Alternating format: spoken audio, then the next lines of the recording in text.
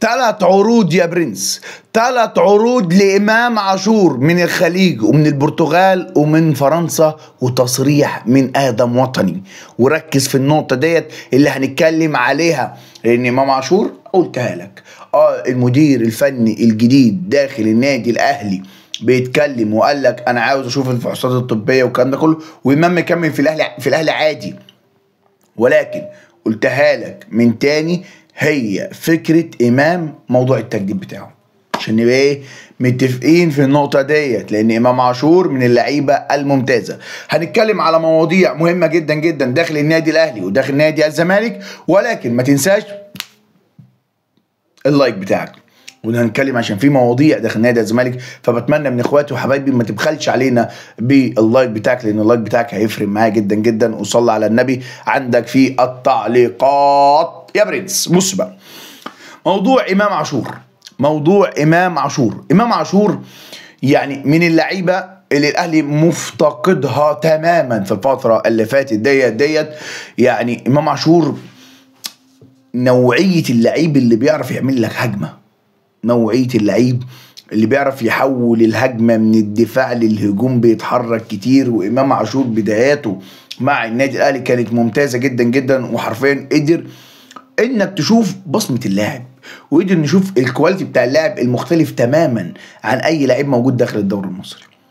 قصته هي مش قصه فنيه، هي قصه اداريه وقصه للتجديد، لان الموضوع النهارده كمان اتفتح على موضوع امام عاشور. الاهلي كابتن وليد صلاح الدين قال لك الموضوع مقفول تماما، وده موضوع مقفول تماما، ولكن الموضوع مش من الاهلي، الموضوع من ادم وطني. الاهلي قافلين واحنا تمام، وقال لك طالما اللاعب عقده معانا لمده 3 سنين فاحنا قافلين موضوع تجديد لامام عاشور والكلام ده كله. ولكن اللي بيلعب في مين؟ في دماغه مين؟ ادم وطني. ليه يا باشا؟ لان ادم وطني هو مش هيستنى الاهلي، ادم وطني هو مش هيستنى العرض التجديد بتاع الاهلي، عشان تبقى فاهم في النقطه دي كويس قوي. ادم وطني هيبدا ان هو يشتغل على فكره ان هو يجيب عروض لامام، لان ادم وطني ده لسه امام ماضي مع ادم وطني من كام شهر، يعني من شهرين ولا من شهر ونص، من قريب قوي يعني. تمام. فهو الفكره ان هو شغال على فكره ان هو يجيب له 3 عروض. انا امبارح قلت لك ان امام عاشور هيجي له 3 عروض، ولكن قلت لك جاي له من الخليج او من اوروبا. ولكن النهارده عرفنا انه جاي من السعوديه. تمام. بص، السعوديه والبرتغال وفرنسا. عرفنا الدول كده، احنا عرفنا الدول، شويه قدام هنعرف الانديه. يعني انا امبارح قلت لك جاي له 3 عروض، النهارده بقول لك السعوديه والبرتغال وفرنسا. ممكن بكره اقول لك جاي هنا مين، وجاي من هنا مين، وجاي من هنا مين. تمام. لان امام عاشور هي فكرته التجديد بنفس الفئه الاولى قوي بقى، عشان في اولى وفي اولى برو، فهي بقى هو عايز يبقى في الاولى برو ديت اللي هي فاهم مين بقى؟ الشناوي، تريزيجيه، زيزو. دي الاولى برو، في اولى. ولكن الاولى برو دي بقى بتاعت اللي فوق ال100 وانت طالع بقى. ربنا يوعدنا كده ويوعدك كده ان شاء الله نوصل للارقام الخياليه دي. تمام. ده موضوع امام عاشور.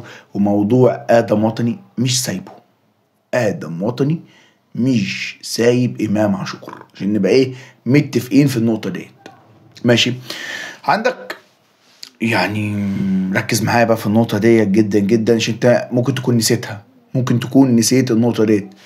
دونجا يا برنس هيغيب عن ماتش الكاس السوبر بتاع نادي الزمالك امام بيراميدز. هتقول ايه ده مش ماتشين؟ بقول لك اول ماتش يعني. تمام. ان هو دونجا عنده ايقاف 4 مباريات، دونجا هيغيب عن كاس السوبر. هتقول لي ايه ده؟ فكرني كده يا عم. فاكر السوبر الاخير بتاع السنه اللي فاتت والمشكله اللي كانت حصلت؟ دونجا، مصطفى شلبي، وعبد الواحد السيد، لو تفتكر الثلاثي دولت. ال3 دول تم عليهم عقوبه ان هم ايقاف 4 مباريات. تمام. مصطفى شلبي مشي من الزمالك بيلعب في البنك الاهلي، فخلاص كان البنك الاهلي ما بيشاركش في السوبر، وعبد الواحد السيد نفس النظام في البنك الاهلي. ولكن مين الموجود في الزمالك دلوقتي؟ دونجا. فدونجا يا برنس هيغيب عن مباراه نادي الزمالك. خلي بالك كاس السوبر ده الشهر الجاي، كاس السوبر المصري ده الشهر الجاي. نادي الزمالك هيلاعب بيراميدز. عشان نبقى متفقين في النقطه دي عشان ما تتوهش مني. اول مباراه هتكون يوم 6/11 باذن الله تعالى، ماتش الزمالك وبيراميدز، والاهلي وسيراميكا يوم 6/11، والنهائي هيكون يوم 9/11. وبرده المباراه اللي هي تحديد المركز الثالث والرابع دي برده هتكون في نفس اليوم. تمام. فدونجا مش هيكون موجود مع نادي الزمالك في كاس السوبر يا برنس. ان خلاص كده بفكرك على النقطه دي. تمام. ده كده الموضوع اللي معانا.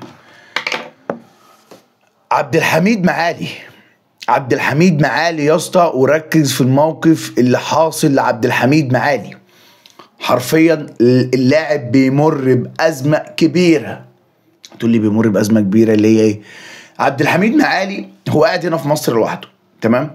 هو طلب من اداره نادي الزمالك وطلب من جون ادور والناس ان هو عاوز مش عارف ابن خالته او والدته او اخوه، يعني حد زي كده ان هو يجي يقعد معاه، ان هم يحجزوا له الورق ويخلصوا له ورق التذاكر، ان هو يبعت لهم والكلام ده كله. وخلي بالك المعلومه اللي انا عرفتها ان مكتوب كده في عقده ان هو هيجيب ناس من اهله يجوا يقعدوا معاه هنا في مصر. مكتوب كده في عقده ان نادي الزمالك هو اللي هيكون مسؤول على فكره ان هو يجيب الناس دي من المغرب، اهله ان هم يجوا يقعدوا معاه. ولكن عبد الحميد معالي كلمهم، مفيش حد رد عليه. يعني مفيش حد رد عليه، ومفيش حد فكره اللي هي يعني كلمه فكره ان هو مثلا طبعا حلها لك شويه، طب اصبر شويه، طنشوه. واللاعب متضايق جدا ووصل بيه الحال ان هو ما كانش معاه فلوس اساسا. استلف من محمد صبحي ومحمد صبحي قعده في بيته لان هو قاعد لوحده. خلي بالك من النقطه دي. محمد صبحي، ولو جيت بصيت كده على لاعبين نادي الزمالك ومواقفهم الرجوليه زي الجزيري، زي محمد صبحي، وزي صلاح مصدق، ففي كذا لعيب عمل كذا موقف في الفتره اللي فاتت داخل نادي الزمالك حرفيا يستحقوا عليها التقدير. تمام. فعبد الحميد معالي من اللعيبه اللي هو عنده مشكله والكلام ده كله. تمام. نادي الزمالك بيسعى بكل الطرق لفسخ التعاقد مع عمر فرج. خلي بالك ان نادي الزمالك في الفتره الحاليه هو لسه عمر فرج معاه، لسه عمر فرج على قائمته ولكن مش متقيد في القائمه المحليه. تمام. الزمالك بيسعى بكل الطرق ان هو يفسخ التعاقد معاه في سكه $100,000، ولكن اللي واقف في النقطه دلوقتي هم $100,000. يعني اللي واقف في نقطه فسخ تعاقد عبد الحميد مع عمر فرج من نادي الزمالك هي $100,000. هي $100,000. غير كده اللاعب يعني لو هم كانوا موجودين كانوا تم فسخ التعاقد معاه من بدري اساسا. ولكن هي موضوع ازمه الفلوس، هي نفس فكره موضوع التجديد لحسام عبد المجيد. هي فكره الفلوس لما تبقى موجوده الناس تقول لك معاك فلوس اتكلم، معاك فلوس اتكلم. تمام. عندك برضو على فكره ان نادي الزمالك على يعني موضوع ارض اكتوبر، هي فكره ان الزمالك بيسعى ليها.